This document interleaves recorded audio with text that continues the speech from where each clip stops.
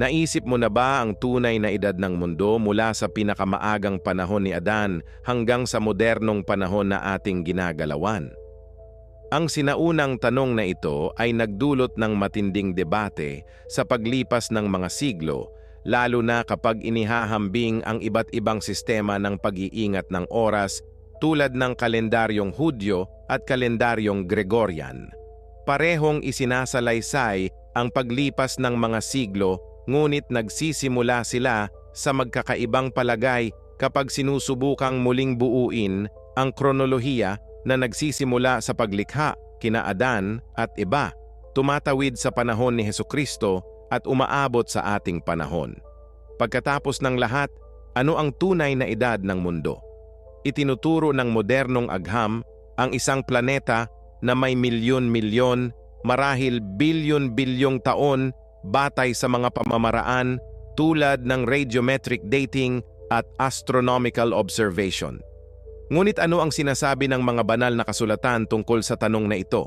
Sa dokumentaryong ito, ating tatahakin ang timeline ng mundo sa liwanag ng Biblia, susuriin ang mga sinaunang teksto, mga konseptong teolohikal, at mga interpretasyon na umabot ng ilang siglo.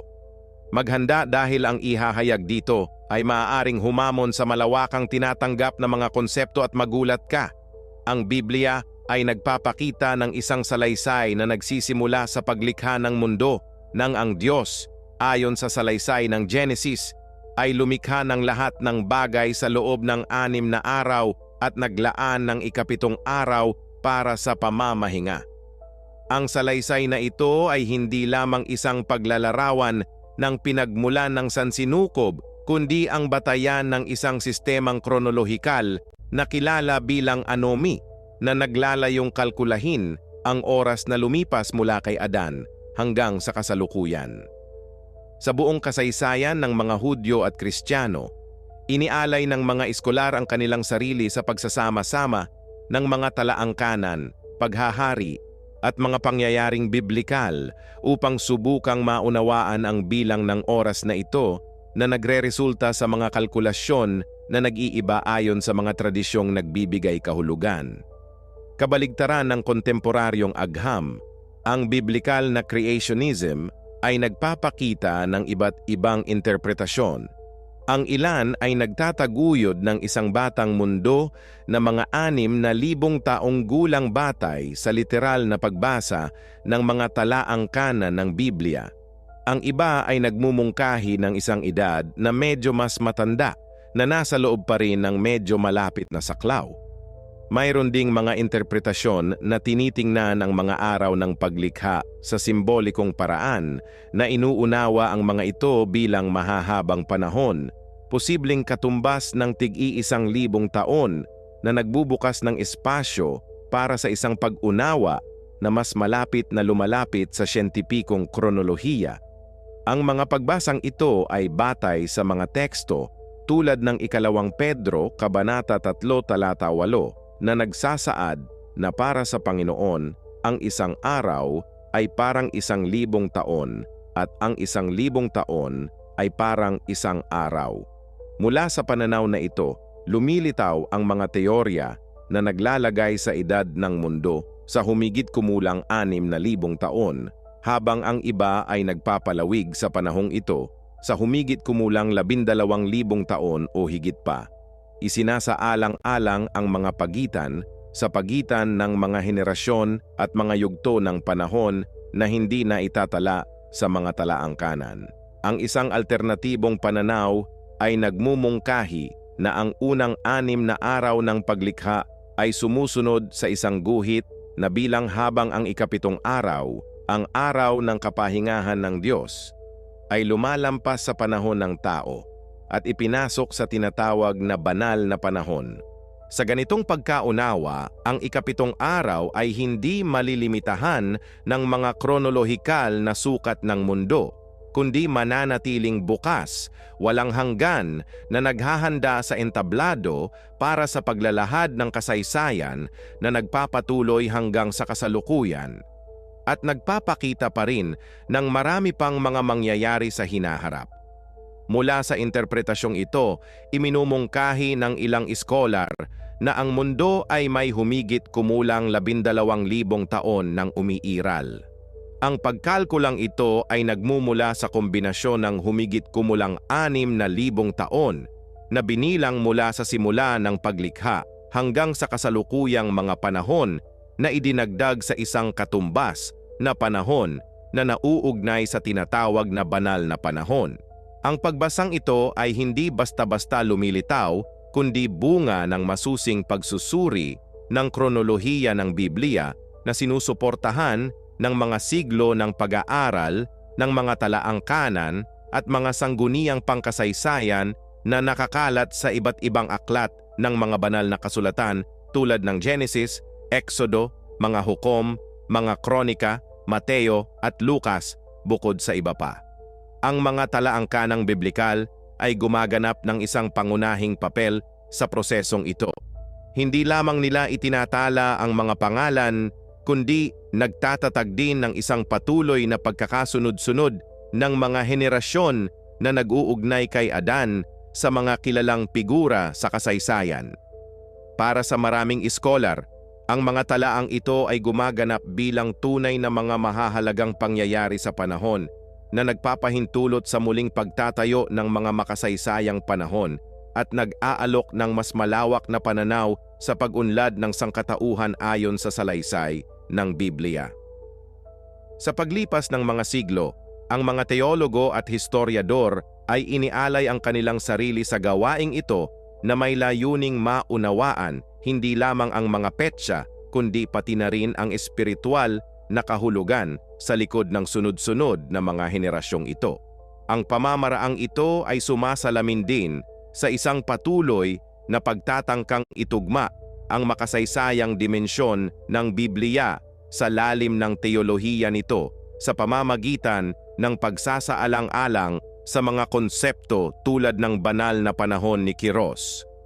Pinalalawak ng interpretasyong ito ang dialogo sa pagitan ng pananaw ng tao sa panahon at ng walang hanggang pananaw ng Diyos.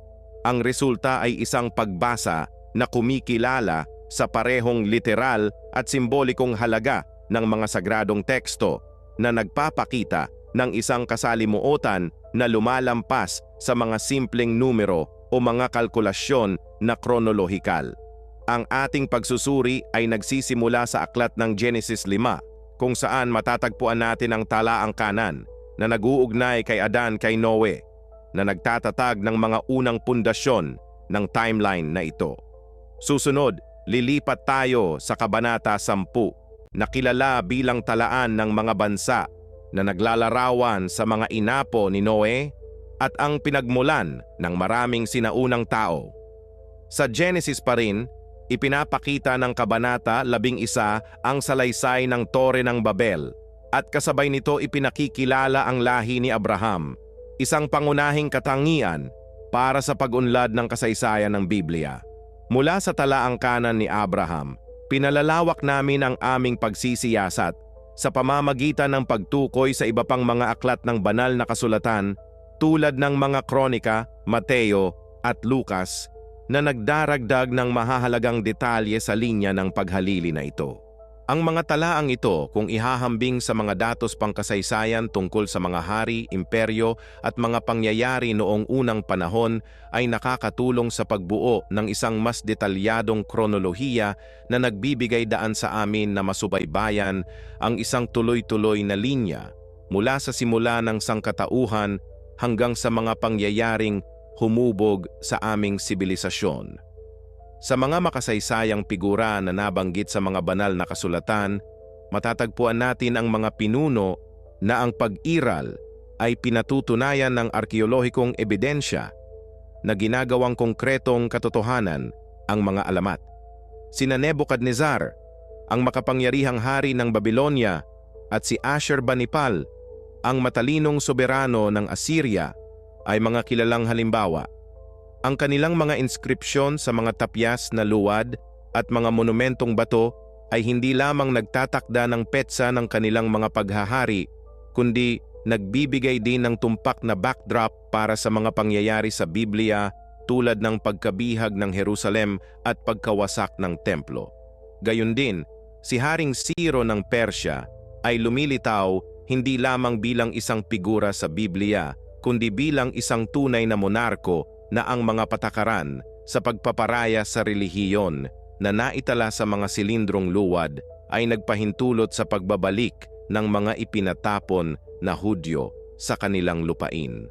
Ang mga karakter na ito ay gumaganap bilang tunay na mga makasaysayang angkla na nagpapahintulot sa mga pangyayari sa Biblia na mailagay ng may higit na katumpakan sa loob ng timeline ng sinaunang mundo na lumilikha ng isang napakahalagang ugnayan sa pagitan ng pananampalataya at nakadokumentong kasaysayan. Mula sa matibay na pundasyong ito at sa pamamagitan ng maingat na pagsusuri ng mga talaang kanan at mga pangyayari na inilarawan sa mga banal na kasulatan, ang mga iskolar ay nagpanukala ng isang tiyak na petsa para sa malaking baha. Ayon sa mga kalkulasyon ng kronolohiya ng Biblia, ang baha ay naganap noong taong 1656 mula ng likhain ng mundo. Ang pangyayaring ito ay lumalampas sa isang simpleng sakuna. Ito ay nauunawaan bilang isang mahalagang pangyayari sa kasaysayan ng tao, isang banal na paghuhukom na nagmarka ng katapusan ng isang panahon ng katiwalian at ang simula ng isang bagong pangako na naglilinis sa mundo upang ang isang lahi ng pananampalataya ay makapagsimula. Sa loob ng tradisyong creationist, ang 6,000 taon ng kasaysayan ng mundo ay kadalasang isinaayos sa malalaking panahon na bawat isa ay may malalim na kahulugan. Ang unang 1,656 na taon ay tumutugma sa panahon bago ang baha, isang panahong inilarawan bilang minarkahan ng pambihirang mahabang buhay ng tao at noong ang mga higanteng kilala bilang Nephilim ay lumalakad pa rin sa mundo. Bukod dito, kilala ito sa isang progresibong katiwalian sa moralidad kung saan ang imahinasyon ng puso ng tao ay patuloy na bumabaling sa kasamaan na nagtatapos sa paghuhukom ng baha na naglinis sa mundo. Pagkatapos ng kataklismo na ito, ang salaysay ay sumusulong sa panahon ni Abraham na naganap humigit kumulang 2,000 taon pagkatapos ng paglikha. Mula kay Abraham, isang bagong yugto ng kasaysayan ng Biblia ang umuunlad na tumatagal ng halos 1,000 taon at kinabibilangan ng mga pangunahing tauhan tulad nina Isaac, Jacob at Jose. Kasama sa panahong ito ang pagbuo ng 12 tribo ng Israel, ang kanilang paglipat sa Ehipto at ang mahabang pagkabihag na humubog sa pagkakakilanlan ng mga Hebreo na humuhubog sa isang piniling bayan sa pamamagitan ng paghihirap at pagtubos. Ang mga pangyayaring ito ay hindi lamang makasaysayan kundi espiritual dahil nagtatatag ang mga ito ng mga tipan, pangako at pangunahing direksyon sa loob ng banal na plano. Susunod, mararating natin ang panahon ni Moises na ayon sa kaugalian ay pinitsahan ng maraming iskolar noong bandang 1445 BC. Ang sandaling ito ay nagsisimula ng isang bagong yugto sa kasaysayan ng Israel na minarkahan ng Exodo, ang pagpapalaya mula sa pang-aalipin sa Ehipto at ang paghahatid ng batas sa bundok Sinai. Mga pangyayaring muling nagbibigay kahulugan sa relasyon sa pagitan ng Diyos at ng kanyang bayan na nagtatatag ng isang walang hanggang tipan batay sa 10 utos at ritual ng kabanalan na humuhubog sa pambansang pagkakakilanlan sa loob ng libu-libong taon. Ang Exodo ay hindi lamang isang pagtakas mula sa pang-aapi, kundi ang pagsilang ng isang piling bayan na ang paglalakbay sa disyerto ay kumakatawan sa isang espiritual na paglalakbay ng banal na pag-asa at pagkatuto ng katuwiran. Pagkatapos ni Moises, ang salaysay ng Biblia ay humahantong sa panahon ng mga hukom, isang panahon ng pagbabago na kinakitaan ng desentralisadong pamumuno at paulit-ulit na mga siklo ng espiritual na pagtalikod, krisis at pagpapanumbalik. Ang panahong ito na tumagal ng humigit kumulang 300 at 50 taon ay nakasaksi sa mga tauhan tulad ni Gideon, Deborah, Samson at Samuel, mga karismatikong pinuno na lumitaw sa mga panahon ng krisis upang akayin ang mga tao pabalik sa kanilang tipan sa Diyos.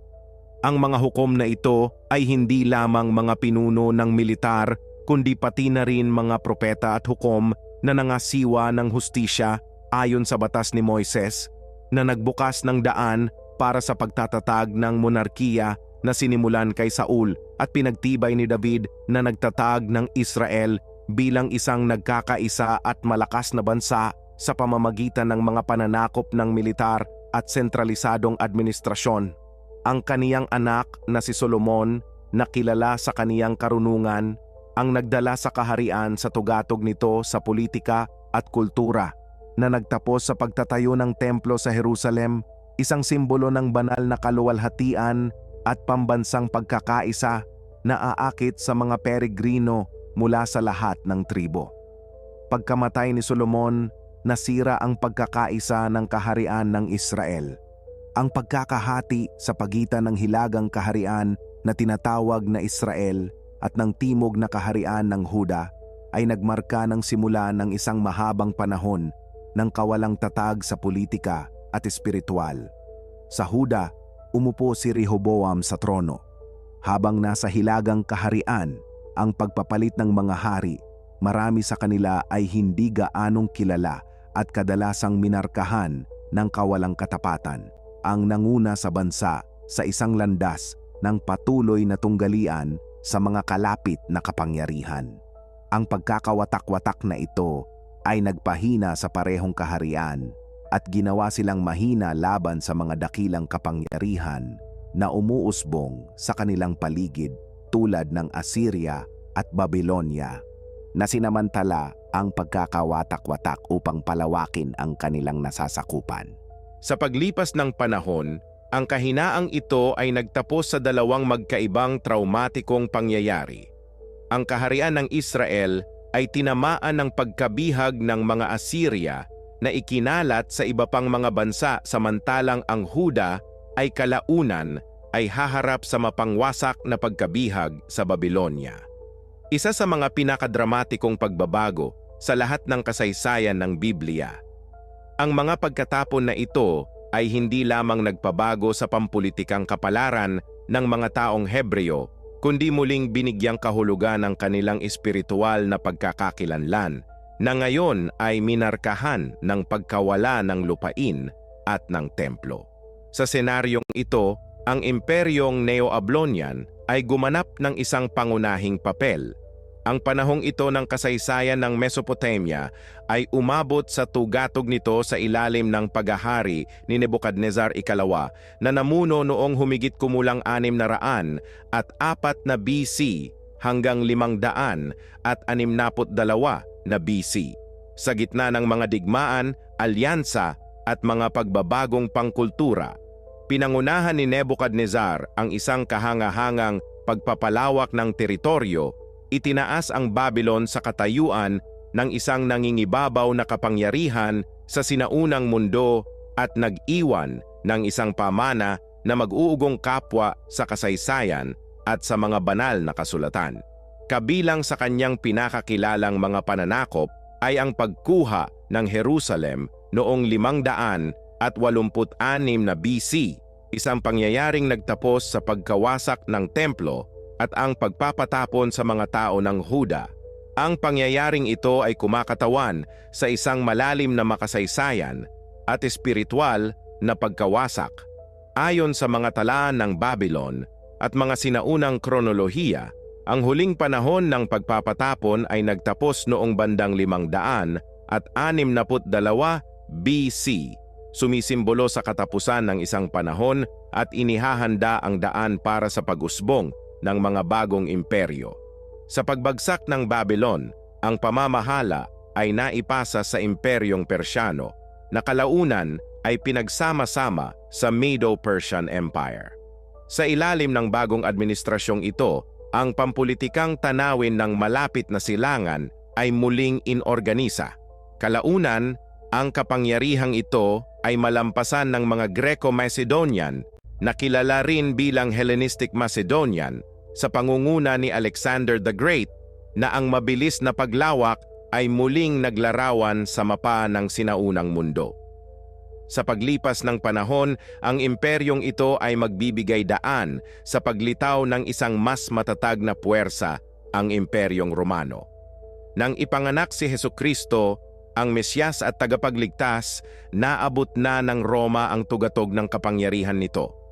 Noong panahong iyon, si Emperador Augustus Octavian ay namuno ng may ganap na awtoridad na pinagtibay ang kanyang nasasakupan pagkatapos ng mapagpasyang labanan sa Actium noong 31 BC na nagtapos sa mga digmaang sibil ng Roma.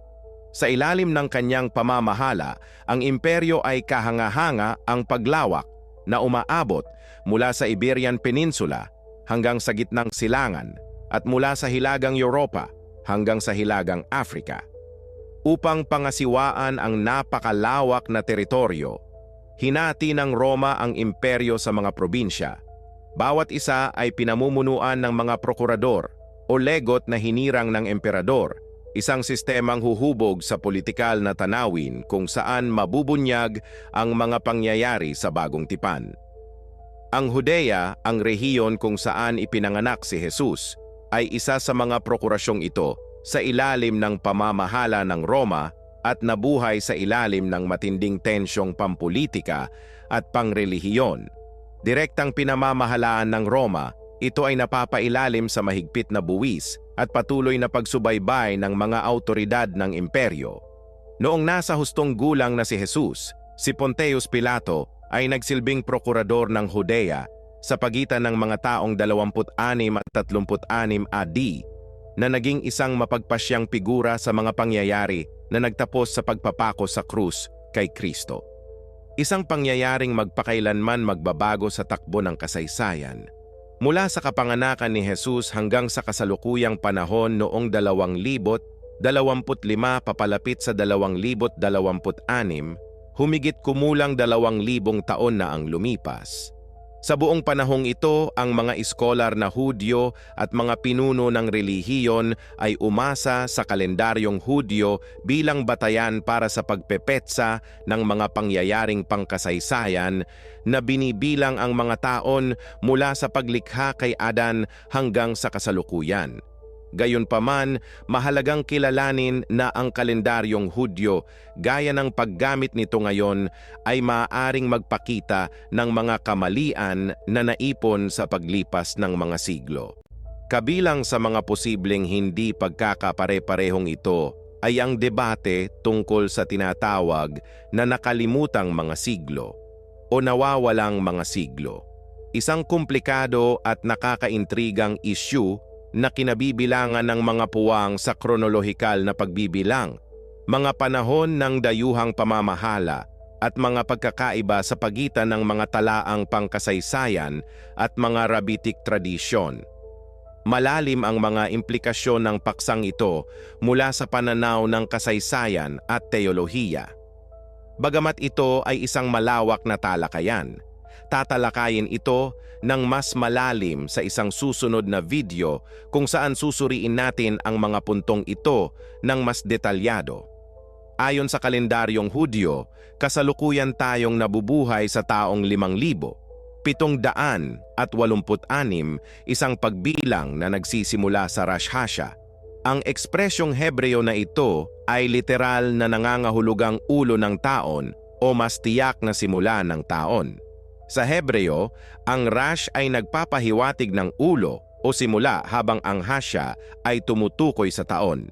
Kaya ang Rosh Hashanah ay nagmamarka ng simula ng isang bagong taunang siklo at may malalim na espiritual na kahulugan. Para sa Hudaismo, ang panahong ito ay nakatuon sa pagmumuni-muni, pagsisisi at panloob na pagpapanibago.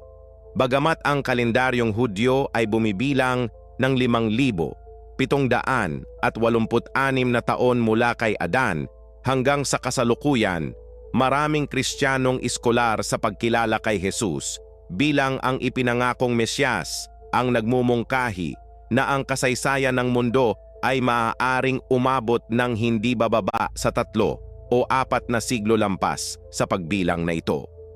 Ang pagkakaibang ito ayon sa maraming iskolar ay maaaring ipaliwanag sa pamamagitan ng mga puwang sa bilang ng oras sa buong kasaysayan, ang tinatawag na mga nawawalang taon o siglo ng kalendaryong Hudyo. Kapag sinusubaybayan natin ang banal na kasulatan, kapwa sa Luma at Bagong Tipan, nakikita natin na ang tradisyonal na pananaw ng mga Kristiyano ay karaniwang nag-uugnay sa mundo ng tinatayang edad na 6,000 taon. Ang ilang mas tiyak na pagtatantiya ay tumutukoy sa 6,100 at 20 o 6,200 taon, ngunit sa pangkalahatan, ang simboliko at paulit-ulit na bilang ay nananatili sa humigit kumulang 6,000 taon na nauugnay sa 6 na araw ng paglikha at sa bilang ng talaang kanan mula kay Adan.